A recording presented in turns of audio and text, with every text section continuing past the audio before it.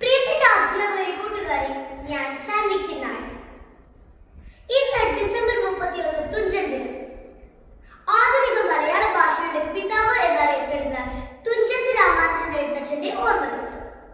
15-ാം നൂറ്റാണ്ടിനും 16-ാം നൂറ്റാണ്ടിനും ഇടയിലാണ് അദ്ദേഹം ജീവിച്ചിരുന്നത്. മലപ്പുറം ജില്ലയിൽ തിരൂർ താലൂക്കിൽ തൃക്കണ്ടിയൂർ ക്ഷേത്രത്തിനടുത്തുള്ള തുഞ്ചൻ പറമ്പിലാണ് അദ്ദേഹം ജനിച്ചത്. പ്രാചീന കവിത്രയത്തിൽ ഉൾപ്പെടുന്ന എഴുത്തച്ഛനെ നമ്മൾ മലയാളത്തിന്റെ സാംസ്കാരിക ചിഹ്നമായി കരുതിപ്പോകുന്നു. 57 അക്ഷരങ്ങളുള്ള മലയാളം ലിപി പ്രയോഗത്തിൽ കൊണ്ടുവന്നത് എഴുത്തച്ഛനാണെന്നാണ് പറയപ്പെടുന്നത്.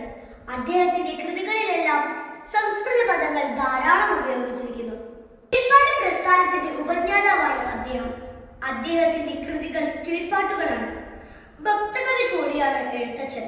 ജനങ്ങളിൽ സാൻമാർഗിക മാർഗം ഉടലെടുപ്പിക്കുക എന്നതായിരുന്നു അദ്ദേഹത്തിന്റെ കൃതികളുടെ ലക്ഷ്യം. അധ്യാത്മരാമായണം കിളിപ്പാട്ട്, മഹാഭാരതം കിളിപ്പാട്ട്, ഹരിനാമ കീർത്തനം എന്നിവയെല്ലാം അദ്ദേഹത്തിന്റെ പ്രധാന കൃതികളാണ്. ലളിത ജീവിതം, ഉന്നതമായ ആദർശങ്ങൾ, അതാണ് എഴുത്തച്ഛൻ.